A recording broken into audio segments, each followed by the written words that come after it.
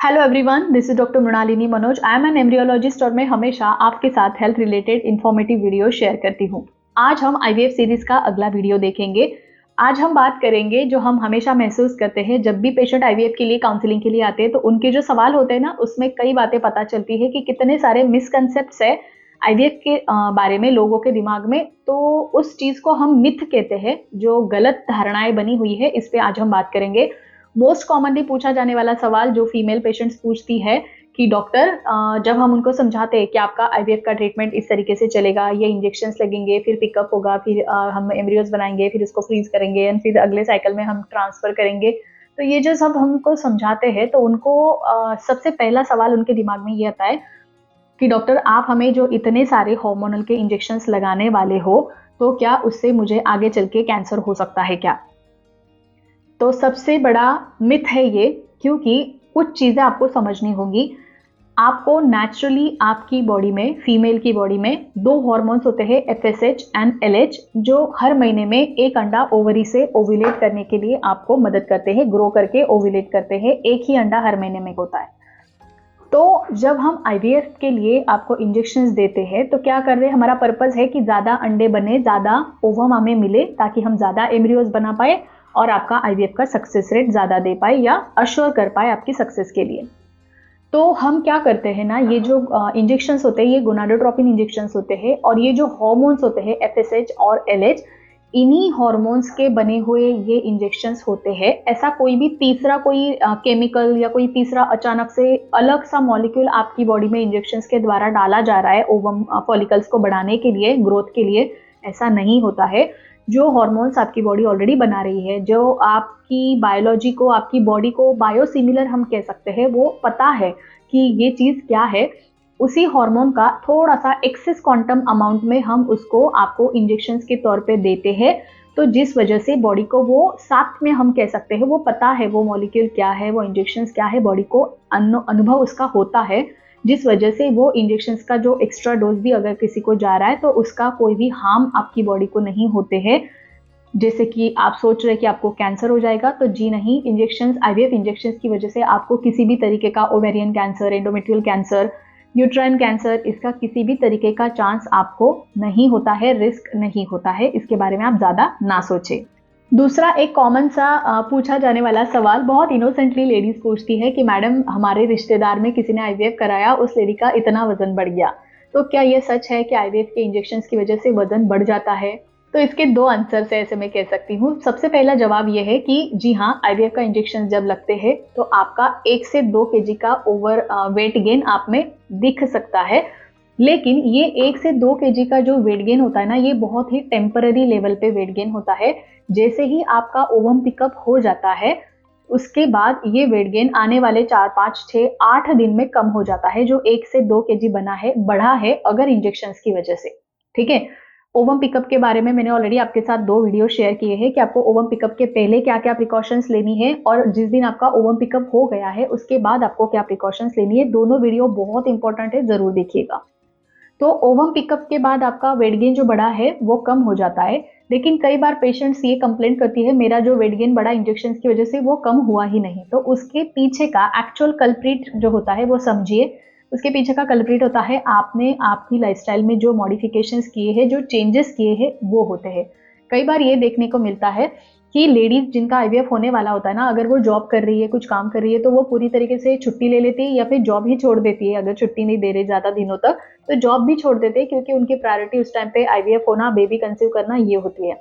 तो इस चक्कर में क्या होता है ना, जॉब छोड़ने की वजह से या फिर कुछ वजह से जो भी उनका एक्सर्शन था, कुछ ना कुछ वो काम कर रहे थे, एक्टिव थे, वो कम हो जाता है। एक्सरसाइज अगर कर रहे थे, वो भी कुछ लोग बंद कर देते हैं कि रेस्ट करना है, आराम करना चाहिए, बेड रेस्ट चाहिए, बॉडी को ज्यादा स्ट्रेस नहीं देना है।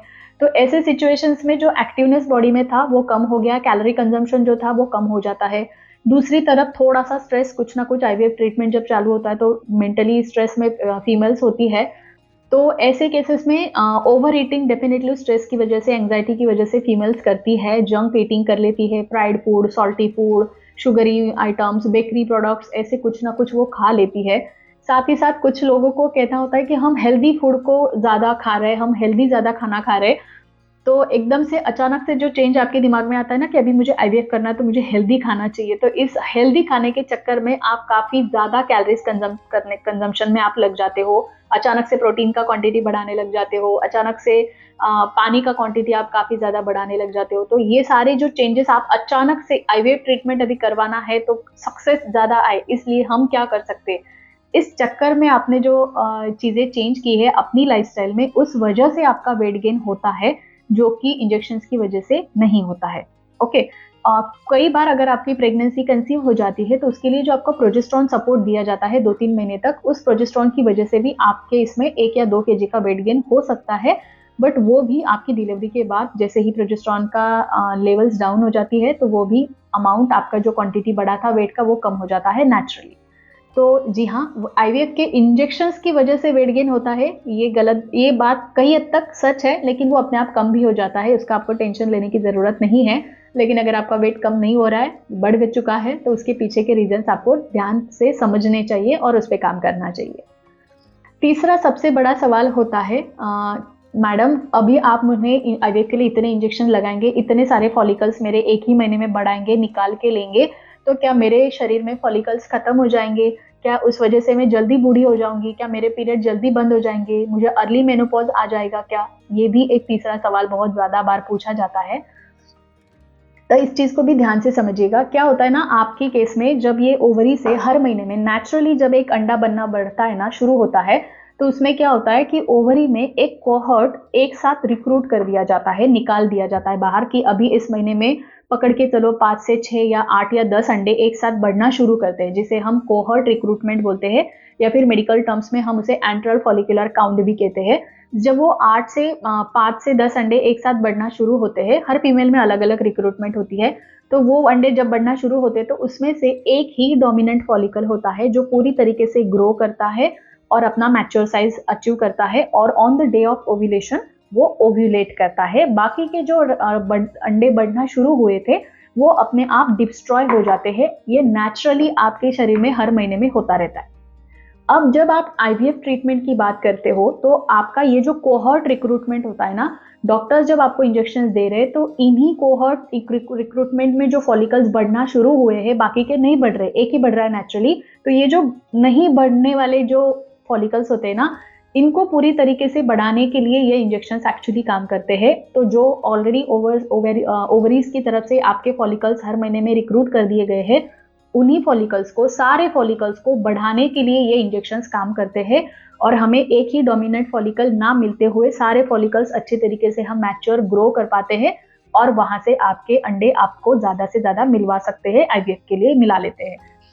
तो आपका ये जो कंसेप्ट है ना, तो मेरे फॉलिकल्स खत्म हो जाएंगे क्या? तो बिल्कुल नहीं, फॉलिकल्स खत्म नहीं होंगे, क्योंकि ऑलरेडी वो फॉलिकल्स ओवरी ने रिक्रूट कर दिए थे, वो वैसे भी डिस्ट्रॉय ही होने वाले थे। आपके ओवरी का जो ऑलरेडी रिजर्व है, ओवेरियन रिजर्व है, इस पे जाके ये इंजेक्शंस काम नहीं करते, डॉक्टर आपके ओवेरियन रिजर्व को हाथ नहीं लगाते हैं। तो इस वजह से आपके ज्यादा फॉलिकल्स अगर हम निकालेंगे तो फॉलिकल्स खत्म हो जाएंगे क्या, और उस वजह से हार्मोनल चेंजेस होके मुझे अर्ली मेनोपॉज आ जाएगा का? ये जो कंसेप्ट है ये गलत है, इसके बारे में आपको ज्यादा सोचने की जरूरत नहीं है। आईवीएफ की वजह से आपको अर्ली मेनोपॉज आ जाएगा, ये कंसेप्ट भी गलत है, ठीक है। कई बार ये पेशेंट ऐसा समझते हैं या सुनते हैं, इसके पीछे का कारण ये होता है, हमने कई बार देखा है, जो ओवम डोनर के लिए काम करते हैं, ओवेरियन मतलब एक डोनर के लिए जो काम करती है फीमेल्स, उसमें क्या होता है ना, वो कई बार मल्टीपल टाइम्स डोनेट करती है ओवरी से अपने अंडे। तो ऐसे केस में या फिर किसी फीमेल का अपना खुद के लिए अगर आईवीएफ फेल्योर बार बार हो रहा है और उसका 3 से 4 बार ओवेरियन फॉलिकल का स्टिमुलेशन देके उसको पिकअप करवाया गया है 3 से 4 बार, तो उस केस में ओवेरियन रिजर्व ड्रॉप हो सकता है ड्यू टू जो इंजुरी होती है पिकअप के टाइम पे, ओवरी को इतनी बार जो कट्स लगते हैं, इंजर्ड होती है ओवरी, उस वजह से ओवेरियन रिजर्व में ड्रॉप देखा जा सकता है।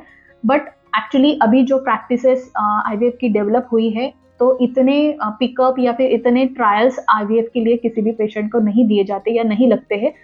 सो ऐसे केस में आपको इस तरीके की कोई चिंता करने की जरूरत नहीं है। आई होप आज के तीनों मिथ, मुझे कैंसर होगा क्या, मेरा वेट गेन होगा क्या, और मुझे अर्ली मेनोपॉज आ जाएगा क्या, मेरे अंडे खत्म हो जाएंगे क्या, ये तीनों चीज़ों पे आपको ज़्यादा नहीं सोचना है, अपने डॉक्टर से खुल के बात करिएगा और कंसेप्ट को समझ लीजिएगा।